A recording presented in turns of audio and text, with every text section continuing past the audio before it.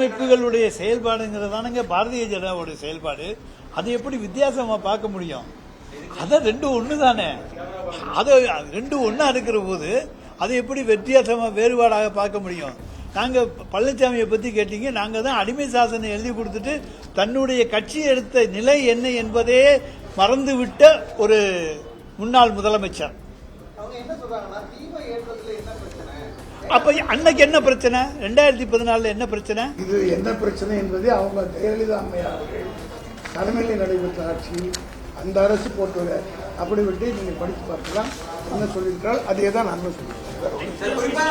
அந்த நீதிபதி அந்த நீதிபதிக்கு தான் அந்த மாதிரியான தீர்ப்பு பெற முடியுங்கிற நோக்கத்திலே அவர்கிட்ட போய் அவர் சொல்ற தீர்ப்பா சார் நாங்க அதெல்லாம் கலங்கற்பித்து அப்படியெல்லாம் நாங்க சொல்றதுக்கு இங்க வரல. நாங்கள் எங்களுடைய நிலைப்பாடை சொல்ல வந்திருக்கோம்.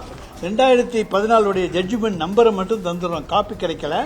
Writ appeal number 1524/2014 dated 7/12/2017.